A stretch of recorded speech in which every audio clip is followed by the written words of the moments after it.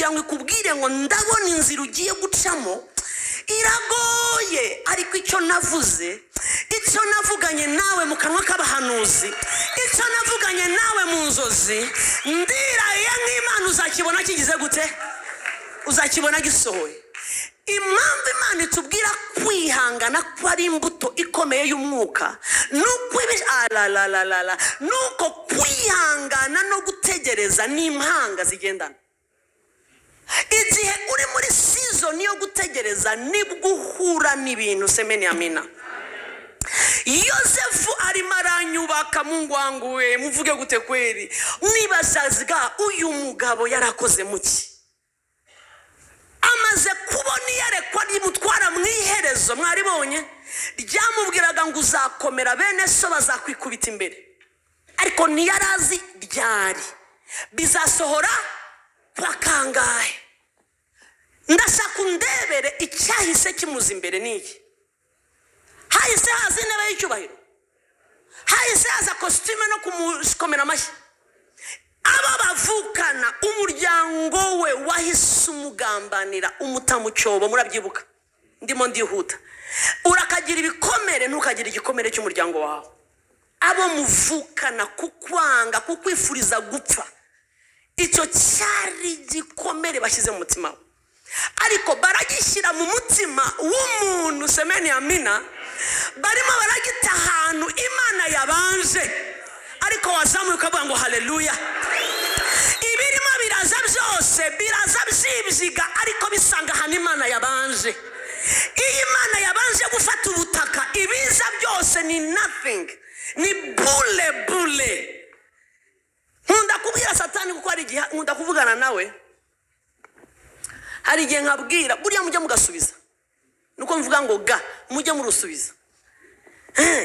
Kiravuga urabyuka akakubwira ngo none si uyu munsi urabona, ese ubundi urabona ubwo umwana wawe bizagenda gute, urabona uzabaho gute, ese ubundi urabona ibi bintu bireba. Aravuga uriya munyagwa, akoresha uburiganya. Bible mwita umuriganya, akoresha uburiganya pour jouer, akoreshe akinishe ibitekerezo byawe. Mu minsi ishize nigeze kugenda numva aravuze aravuga bwajura to, ndavuga ngo rero wabonye ko natecetse. Ndagenda ndaparika, nzabona neza ibirahuri, ndamubwira numva ingwino wicazwe hano, icazwe hano imbere.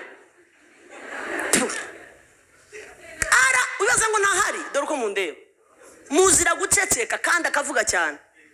Niba abantu bashobora kugwara depression, wibaza ngo depression ingwara y'agahinda iterwa n'iki? Mu gihe bavuga ngo imibare y'abantu baterwa n'indwara z'agahinda iri hejuru ya, uzi imibare igezeho? Reba imibare y'abantu biyahura mu mwaka umwe, simvuze mu Rwanda, ndavuga ku isi yose, uraza kumenya ko Satani adakina. Hana mchezo, sio anko wako Naraparitse nshiraya ndamubwira nti rero iyo mibwejaguro yawe nyamanza, ndeka ntwara imodoka turavugana tugeze mu rugo. Erega yatumuranga umuhanda. Ni kandi icyambere waruvuze, sinkibabwira nanjye hano ndabona kamera ari nyinshi. Icyambere waruvuze reka nyigusubize neza. Wari uhari tariki 30 z'ukwa 9 2012 saa 1:45 Imana imbwira ngo wari uhari. Numva kiravuze ngo wibaza ngo arahakana cyangwa nari imari. Cyagihe mu nzozi wari uhari. None se cyagihe untera ndi kuburira ngiye kubyara ukavuga ngo simpava nari imari. Numva rero uri munanyumva 1 2 3 ndakwirukanye, ntihongere kubwejura, ntihongere kuvuga, no nkoherejeho umuriro umwuka wera. Nyamanza icyo yavuze nzakibona gisohora. Ceceka mitanu baravuze ngo iyo abana mukajije atangira muri juri hasi, nabyumvise ndabyibuka. Iyo wamushoboye avugira muri soprano, nayemere mitombono karatuntumutse kare ngari akwarando karagenda. Sunikira ukwegereye ijye umusubiza mubwira ngo subiza sio anko wako nimugaceceke. Ubu ushobora kuba wicaye hano amaze kukubwira ukuntu ejo bizagenda, urabona hari urugo ufite, ese ubundi bari abana urabona bazabiti, mubaze ngo ni wowe waneye inda mbabyara. Mubaze Imana yarabampaye, ibama narasenze iri kumwe nanjye, toa mkono wako kura momo kirumva. Ikibazo mwamuhinduye sheri, aravuga uti ukarira, ukagira ngo nawe ararira, ahita avangurarize nimuzana undi muriro. Nta na rimwe ibintu bikugeraho uri umukristo Imana itarabanje gufata ubutaka ngo usubiriremo. Irabanza igashyiraho ubutaka bwayo ikabufata, ikakubwira ngo nkweretse iherezo, ibisigaye usiniririye. Igishoro cy'Imana, ntega amatwi, igishoro kapitale y'Imana mu muntu nukubanza kukwereka umugambi ifite ku buzima bwawe. Iyo imaze gutanga icyo gishoro ikagishyira mu mwuka wawe, ntega amatwi, ni wowe ugisimbukira ukagifata. Fata wirekura, fata igishoro Imana yakubwiye. Hari ijoro warose ubona hari umunsi umuhanuzi yakubwiye, hari umunsi Imana yagusanga, hari umunsi hari ijambo wicaranye, ariko iyo wakubiswe inshyi uraryibagirwa. Fata igishoro ufatane nacyo mugwe miswi wa mugani. Ikize cyose iryo jambo nararyize, ikintu cyose kinjeho mfite igishoro. Julienne nagiye gusanga mfite imbaraga ku buryo nshobora kujya kubwiriza umuntu azi ko ntari bushobore no guhagarara.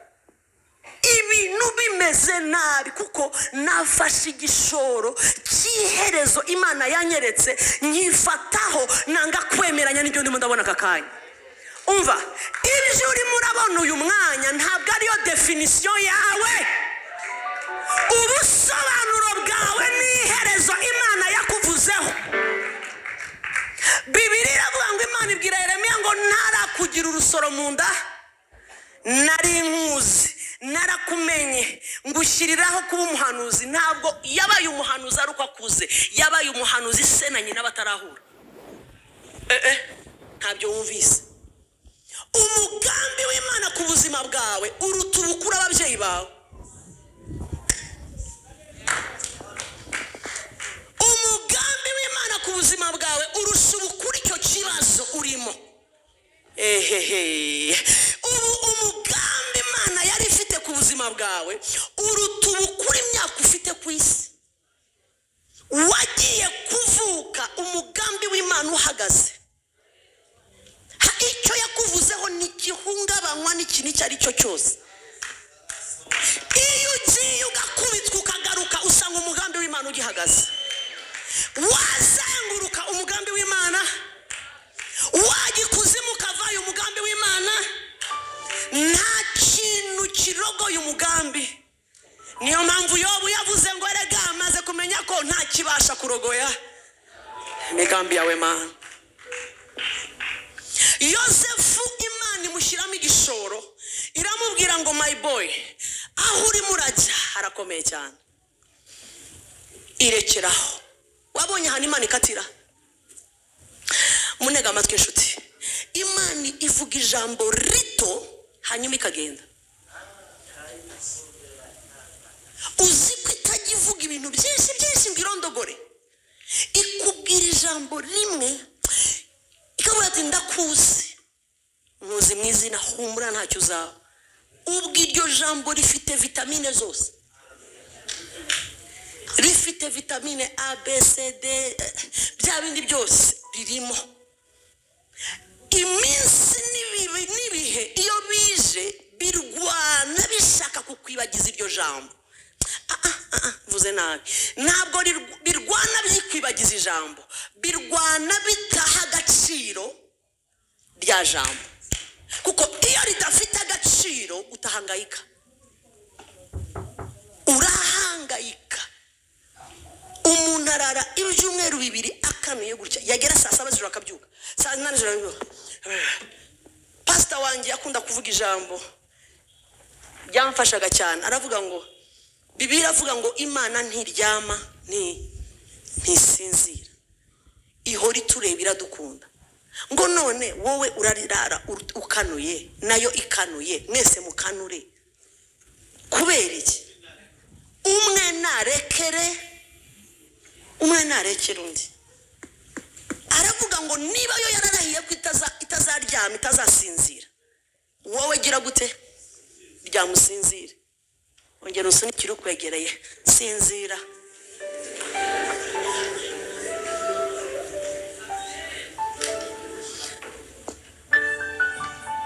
Nujya kuryama wumva byacanze, jya ubwira Imana ngo wanteye ikinya kinyibutse isezerano ryawe, hanyuma usinzire kurimo inkanyari ku maso, ntabwo uri isambusa. Mungwango umva, Yosefu akiri mu mwobo, ndashaka mumbwire ni gute bene so muvukana baguta mu mwobo, kambwira ngo urakibuka zanzoze. Nihute avuye mu mwobo yisanga kwa Potifari, ndimo ndihuta sibyo? Kwa Potifari semeni mumbwize ukuri, yaragiye kuba gubikize, yaragiye gukora iki? Mumbwire. Yaragiye kuba umuboyi, tuvugishe ijambo nyaryo, umugaragu ubyuka umesa imyenda, ubyuka ukoropa agateka.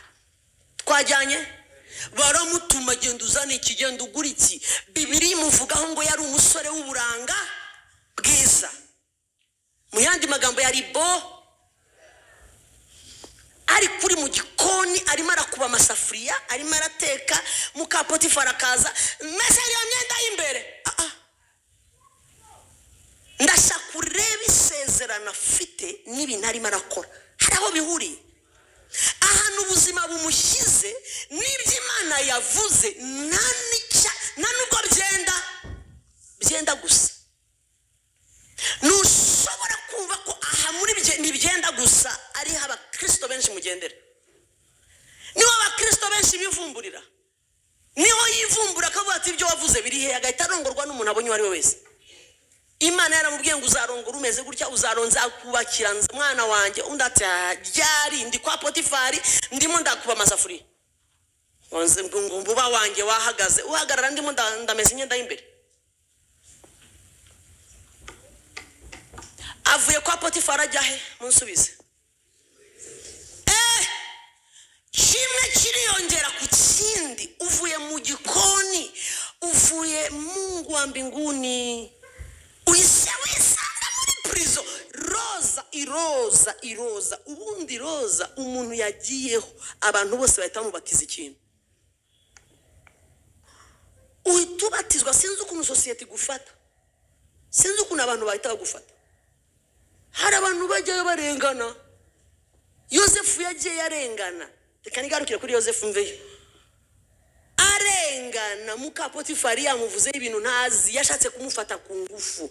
Umusore areba ubwiza bw'umwamikazi, areba n'isezerano, aravuga ngo nakurapiye. Aho kwa volta inda ya fitiyo akakanya ndihangana, aragenda agura akagufuri hariya hirya agashyira ku ipantaro, arambuka aragenda. Tujyane hanyuma nsoze, hari aho tugiye. Arabyihanganiye kimoja ku kindi. Ndashaka nawe ube Yosefu akakanya arimo aratekereza iki. Ibi bintu arimo arahura nabyo, murabona hari aho bihuriye n'isezerano. Isezerano riravuga kimwe, urimo urabona ikindi. Isezerano rirakwemeza kimwe, ariko urimo urabona ibihabanye. Aha rero niho naje kuvugira rino jambo dusomye muri 130, ngo ntegereza Uwiteka umutima wanjye ugategereza wihanganye kandi niringiye. Sema amina. Aravuze ngo amatsiko, ngo urusha uko abarinzi bagirira igitondo, ukuntu bategereza igitondo, ngo niko nihangana ntegereje. Ariko tuze kuri Yosefu, ubwo se hari n'amatsiko yari afite? amatsiko y'ikintu hawoni njia utabona ukuntu uri buveyo utabona aho uri buhere semeni amina twagiye avuye muri prison ubundi ndihuta kugira ngo mite nsoza avuye muri prison niho hantu ayisabona umucyo wite kurashe umunsi umucyo murasira warakomanze uramubwira ngo twahageze ntabwo umucyo wakomanze ntabwo byabonekaga hari ubuhamya bw'umuntu yari marambwira mu gitondo bunkoraho cyane Imana icyo yavuze irakirinda yaramaze 6 ans n'amezi 4 yaratandukanye n'umugabo icyo ariko uzi imyaka 6 n'amezi angahe 4 yaratanye n'umugabo aravuga ngo pastor jewe ndibuka nsezerana n'uyu mugabo mbere yuko dusezerana Imana yaravuze ngo ndakubakiye ntawe uzarusenya ati ngeze hagati walozi abarozi baransenyera urugo pastor n'ibintu wanya burebure yabumbwiye bica ahantu bamuhera umugabo imiti umugabo atangira no kwibagirwa hataha ibintu birebire cyane bigera aho baza gutandukana uwo wabikoze abari we bajyana amutunga nk'utunze ikirofa mu nzu nyuma arakira akize akira bamaze kujya hanze atagishobora kwibuka n'abana be adashobora guhamagara n'abana be ndashaka mwumva hano isi igeze umuntu umugore ngo yajya gusenga akavuga ngo ariko mana ko wambwiye ngo ugize gute uranyubakiye iyi ni imyaka 3 ndareza abana jenyine umugore akavuga ngo yarakiri muto bien sûr abantu bagatereta akababwira ngo Imana yambwiye umugabo umwe simva kwisezerana ntukave kwisezerana imyaka 4 iba 4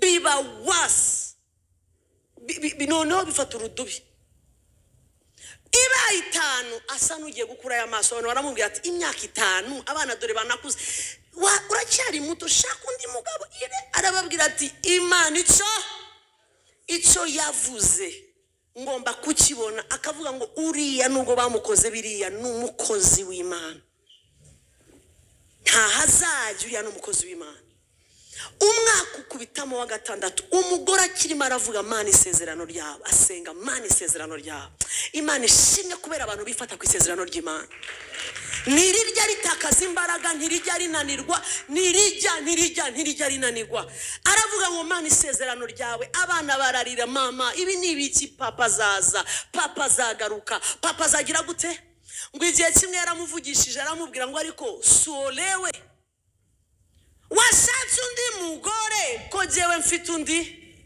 mugore aramubwira ngo washatse undi mugabo aramubwira ati nta mugabo undi nzashaka ati umugabo wanjye ni amubwira amazina ye yombi imyaka iba 6 na umva ikintu umudamu yambwiraga ati umunsi Imana musanga byari ibintu bikomeye cyane bikomeye n'uwamya burebure bintu yavuze ibintu nkumva ni nka filime y'Abanigeria ndimo ndumva isemuye nayo umuntu gushiraho filime arambwira ati pastor Imana uzi ko iki ni Nigeria kugira ngo isohoze ibyo yavuze yabonaga narabaye super group isezerano iravuga ngo uyu mugore ntabwo yakorwa n'isoni abayizeye bose ntabwo bakorwa n'isoni iyo wifashe ku isezerano ntabwo rikoze isoni Bibiliya iravuga ngo abava mu isezerano nta mpamvu ezabayobesha kubashesenga ariko abantu bazi Imana yabo bazakomera bakore iby'ubutwari semeni haleluya abazi Imana kumenya Imana ni ikintu kumenya ijambo yavuze ukamenya ubudahangarwa bwayo nukumenya ko icyo yasezeranyije ntawe ubasha kukigira gute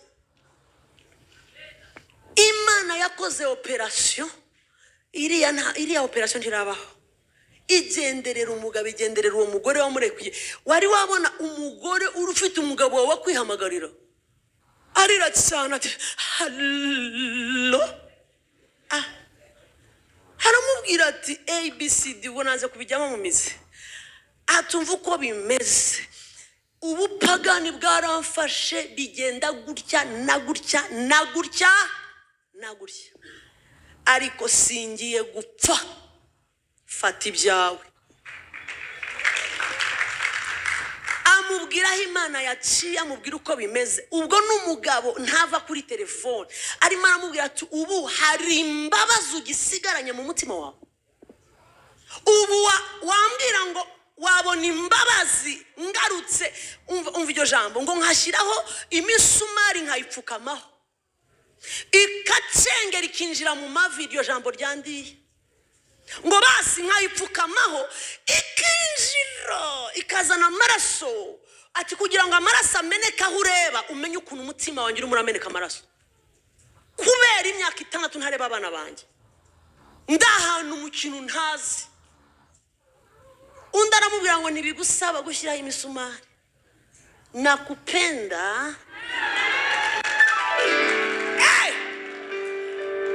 wari wabona abantu bahura kuri aeroporo bagasimbukirana bati ododododo iyi sezerano rihari murongera mugaheka wa